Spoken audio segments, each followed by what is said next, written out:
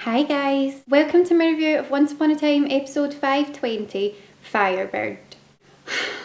Guys, I don't know about you, but that was an emotionally exhausting, traumatic 40 minutes. I had done that thing where I'd watched the promo, and I am quite guilty of this a lot of the time, but I watched the promo for Firebird and I was like, I know what's going to happen. I've planned it all out in my head. I know exactly how this is going to go down. It's going to be the most wonderfully, upliftingly, beautiful, joyful, romantic situation that there has ever been, and all of the Captain Swan build-up that we've had for 4 seasons is going to culminate in this one magical moment where everything that has gone wrong is going to be righted and it's going to be great. And then Adam and I went, haha, you thought that it would be that easy. No, let's bring you crashing back down to earth, to the horrible reality that all the nice things that you'd planned out in your head that were going to happen in this episode, well no, some of them happened, but the nice resolution that you had decided in your head was going to happen in this episode is not going to happen. I never at any point throughout this whole season, so throughout this entire half of the season, throughout 5B, it never once occurred to me that she would leave the underworld without him. I know that probably sounds ridiculous given what a massive task that it has been for them to get there, to get to him, and all of the stuff that Hades has thrown in their way. But it genuinely never occurred to me that she would have to leave without him. I never thought that we'd have to have another one of these horribly painful, emotionally racking goodbye scenes. I just didn't think that it was going to happen. I just felt like after she'd managed to save him in 514, so he was about to go into the River of Lost Souls or go into the pit of lava or whatever he was being hung up over, and she'd managed to save him then, and then they'd gone through the sort of angsty moments in 515 and the Brothers Jones when he was saying that he wasn't sure he was worthy of being taken back with her and whatever. I felt like because we'd gone through all of that, I just kind of thought it was a matter of figuring out how to get him back. It just never, ever at any point occurred to me that they would leave without him. Now obviously he's going to be fine and he's going to get back to Storybook. How they're going to do that now, I am very intrigued to find out how they're going to go about that, because none of our people are there to help him, so he's alone. So I don't really know how they're going to do that now, but that will hopefully be quite interesting. I've read a couple of like sort of speculations on how they might go about that. So yeah, that came as a shock, because I kind of just decided that they would go down in this elevator that we'd seen in the promo to this dungeon sort of place, and there was going to be the test to find out whether or not they were true love, and then it was going to be that they were true love, and my kind of thoughts were either that they would manage to do the heart split, or that what happened with Zelina and Hades would happen, where it was the kind of true love's kiss restarted his heart, that kind of thing. That's sort of what I was expecting from this episode, and that's how I thought that they were going to get round the fact that he couldn't have his name taken off a tombstone or whatever, or he could, but he couldn't leave the underworld because he didn't have his heart. So that's kind of how I thought that was going to play out, and that's what I had been preparing myself for this episode. So that entire scene down in the basement, when she got into the elevator and it was starting to go up, that whole scene, I was just sitting the whole time being like, but like his heart's going to restart, or something's going to happen, or there's going to be like a shock of magic that's going to just like go through the whole place, and suddenly he's going to be fine and the elevator will go back down and, you know, it'll all be perfect. And it's like going up and they're holding hands, and then he's kissing her hand, and then he's letting go of her hand, and he's all emotional and she's crying, and the elevator's going up, and I'm going, but when's it going to stop, and when's it going to go back down, and when's the magic thing going to happen where he's going to reappear? So by that point I was an emotional wreck and not coping particularly well with the entire thing. So I was just sitting there going, it's fine, he's going to reappear now. Once she's left, something's going to happen. The kiss with the bars, I can't even begin with that. But something would have sparked in that, and there was some sort of delayed reaction. So when they got out and they were making their way to the portal, I was like, right, it's fine, he's going to appear now. She's going to turn around and he's just going to be standing there, and it's going to be great. And it genuinely, right till that last moment when they went through the portal, I kept expecting somehow for him to manage to go with them. So yeah, it was all a bit of a shock to the system, because I had conveniently created the entire story of the episode in my head beforehand. So it was exhausting.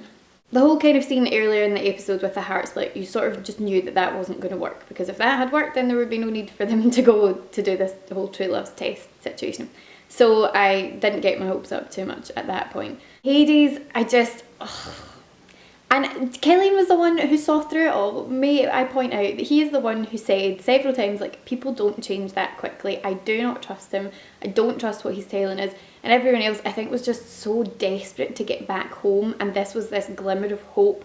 And I think maybe the kind of hope of seeing him with Zelina and thinking, oh, love's changed him, and, you know, he's found his true love and therefore he's willing to help us and whatever. And Killian's like, yeah, but he's still the, you know, Lord of the Underworld. He's still been doing terrible, terrible things to us for weeks, or however long they've been there now, and being awful to everyone in the Underworld for goodness only knows how long he's been there.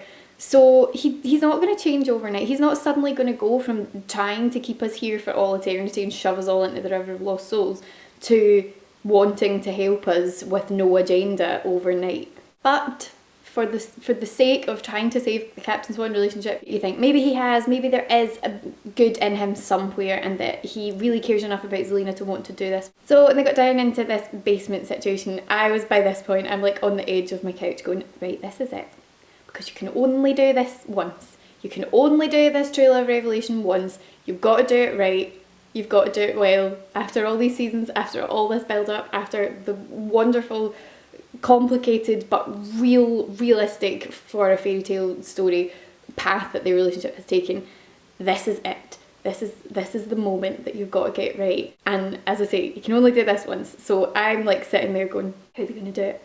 Is it going to be an instantaneous thing? Probably not. It's Emma and Hook. There's always going to be complications thrown in there. And when they get to that whatever the thing was, the pillar with the Latin on it, and he kind of can read it, and they had these little like smiles and cute, that was like one little tiny cute slightly lighter moment in the overall drama of the episode, where he just casually goes and reads the Latin, and she's like, well, I think it was in Latin, wasn't it? Whatever it was in, and she's impressed. That was a really cute, just tiny little moment of light relief in amongst the drama. So when the moment came for her to weigh her heart and to test whether or not it was true love, I did question. I was like, well, what does it mean that, like, they weigh it, and obviously it was to open the door, but it just didn't move, and I didn't know what that was supposed to signify, if it was supposed to go up, if it was supposed to go down, what it was supposed to do. But it was supposed to open the door, and it didn't. And I was like, how can you keep doing this to these people? They have been through so much. They have done everything in their power to be together and to get to this point. And that's the one thing that I think is really nice about this relationship, is that they up to this point hadn't had that like true love confirmation. And still she was like coming to the underworld to save him, not prepared to leave him behind. Her whole family had followed her there to try and save him. He'd sacrificed himself for her. They'd gone through all of this stuff with no confirmation that it was true love, which to me just shows that it, to them, that kind of true love idea, that sort of magical true love power thing, is kind of just an add-on. For me, I don't think that if they hadn't got that confirmation, it would ever mean that they didn't believe that they were meant to be together. I feel like it's kind of just a little add-on. So, of course, they're gutted about that. I'm gutted about that. It's a stressful time. Time is a ticking. They're about to not be able to get out of the underworld if they don't get back in time. And then he goes on fire. So he's on fire, she's lying having what seems to be some sort of heart attack, she can barely move, and he's saying, you have to go and get your heart, you have to put it back, you have to get it and save yourself. And then she chose him over her heart. And I was just like, this is good. You've done me proud, Adam and Eddie. You have done something that I am 100% on board with. But his reaction when he realised that that had been the test, and that it was to test her love for him, how strong it was, and she chose him over her own heart when she was lying there and about to die pain. She used every last ounce of her strength to just push him out of the fire and save him, and that was the test. So you're going, wonderful, good, they've now got this. Not only have they got confirmation that it's true love, so it's all starry eyes and lovey-dovey cuteness, but they're on their way now. They're going to get there, and they're going to get this plant or fruit or whatever it is to give to him, and then they're going to make their way home. And they get through the door, and the plants are all dead. I don't know, how much can one relationship take? I mean, really, like, how many times are these two going to have to say goodbye to each other in a horribly painful way? That better be the last one, Adam and Eddie. Better be the last one. yeah, they can have little moments, maybe like Snow and Charming in this season where they've had to separate for, you know, 5 minutes. No more of this eternal separation, goodbye, you're about to die moments, because I don't know how much more of that I can take. So then the moment at the bottom of the elevator, or in the elevator, where they were saying goodbye, and I actually meant to rewatch. I saw a lot of people tweeting saying that they were going to rewatch Tallahassee before they watched this episode, which I didn't do, and I now kind of wish that I had, because there's things that I kind of missed, or not missed, but it didn't really occur to me until I saw like screen grabs and stuff on Twitter after I'd watched the episode. But I did wonder when they were saying goodbye and he'd said, I'm not coming with you, I want to say my goodbyes to you here, like away from everyone else watching, as I want to have that private moment with you. And she was saying she didn't know how to say goodbye to him, and it was just heartbreakingly awful. But they didn't kiss at that point, and I was a bit like, I kind of think they would have. I feel like that would have been the instinctive thing to do at that point. And then she gets into the lift and I'm like, what's the deal? Like, you can't go away without there being like also because at that point I was still like holding on to the fact that if they kissed then maybe it would restart his heart. So anyway, she got into the lift or the elevator, and it was, you know, the great thing was coming up, and then they kissed through the bars. And at the time I was like, that's so adorably cute and horribly sad. But it hadn't really kind of occurred to me that it was like kind of like a parallel to in Tallahassee when they were sort of separated by bars at the time, where she'd said like, you would have done the same, and he said, well actually I wouldn't. And it was like a parallel of that, and I hadn't realised that at the time, so I really want to go back and watch Tallahassee now again, just to kind of remind myself of that moment. And then of course the lift's going up and they're holding hands through the bars, and then eventually has to let go. And I am just reiterating to you guys what happened in the episode, but telling you how desperately affected me. I couldn't bear it. I couldn't bear it. And as I say, I then spent the last 5 minutes of the episode going, he's going to appear somewhere, something magical and unexplainable is going to have happened, and he is going to appear, and it's all going to be lovely. And when they got to that portal and she and David were standing there, and she's kind of like, yeah, I just can't go through it. I put my armour on because I couldn't lose anybody else, and I just can't deal with losing anyone else. And then they go through the portal and I'm like, but where is he? Why has he not appeared yet? Is he has he been shrunk down like what Rumple did with Belle when he shrunk her down into Pandora's box? Is there something like that? Is he in someone's pocket?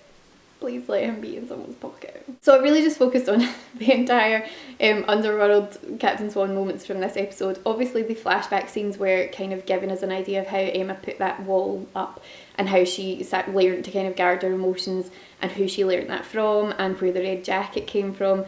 And I love that we got that backstory. I think that that's something that was really, really useful, and also really important for this episode, because it's just such a hugely stark contrast to the Emma that we met in season 1. And so what you could see from these flashbacks was that she used to be a lot more kind of wildly open with her emotions, and then she met someone came into her life who kind of who'd been through similar kind of anxieties and family separation that she had, and who taught her that that's not the best way to handle things, and if you don't want to get hurt you've got to put these walls up. And that's what she learned to do, and she kind of mimicked that and used the red jacket as that kind of like metaphorical armour to kind of protect herself. So she's finally let all that down with Killian, and she's taken off that armour and got rid of that. And then, actually, has she been wearing the red jacket much this season? I don't know if I've noticed that, because if she's not been wearing the red jacket and then she's put it back on yesterday, that's something I'm going to look back at. But anyway, it's just so sad because she's let someone in and she's learned to love someone, and now it's been ripped away from her, and it's just so unfair. Otherwise in the episode, I loved the Rumple and Pan scenes, because I'm always going to love Rumple and Pan scenes. They work so well together. I loved the kind of trick where you thought that he'd taken Robin's heart, because I'm sitting there going, are you serious? Because there have been these rumours about Robin in terms of his fate on the show, and I'm sitting there going, no, like surely not. I also felt really sorry for Robin at that moment when Regina was like, no, we can trust Zelina, give her the baby. And Robin's like, what? After everything she's put through, you're seriously expecting me to like hand over my baby to this woman who is the baby's mother? But you know, after everything she's put them through, I can totally see why Robin was really uncomfortable with it and probably felt quite hurt that Regina has gone through this whole like, oh, this revelation, I now love my sister. Which, incidentally, I haven't reviewed Sisters yet, but I thought it was an incredible episode. I loved it and I really enjoyed the Regina Zelina backstory. I will review it at some point, I just haven't had time yet. And I wanted to do this one ASAP. So yeah, I felt for Robin at that moment. Okay, so I ran out of space on my memory card. On my main camera, and I could have gone and got another one, but I really don't know how much space I've got on any of them at the moment. I really need to delete a lot of footage. So I was pretty much at the end of that review and I just thought that I would finish it on my phone. So yeah, I loved the Pan and Rumple scenes. I thought that they were great and I enjoyed the kind of twist with that. I always think that these twists with Rumple and Pan are fantastic. Kind of weirdly gutted to see him go, but because I kind of hope Robbie Kay is able to come back in some way or another at some stage. But I thought that that was really great. And yeah, I think that's pretty much it that I have to say about this episode. Let me know in the comments down below if you enjoyed this episode, what you thought of it, how you felt about these heartbreaking Captain Swan moments, and what your hopes are for the rest of the season. We've only got a couple of episodes to go till the finale, so that's pretty exciting, and I cannot wait to see how they're going to handle it all. If you enjoyed this review, give it a thumbs up to let me know, and remember to hit subscribe if you want to catch up with all of my reviews in the future. Thank you so much for watching, guys. I hope you're having a great day, and I'll speak to you again soon. Bye! I have enjoyed that so much. Victoria Smurfit is hilarious, and I feel like the way that she plays this character is just absolutely perfect. And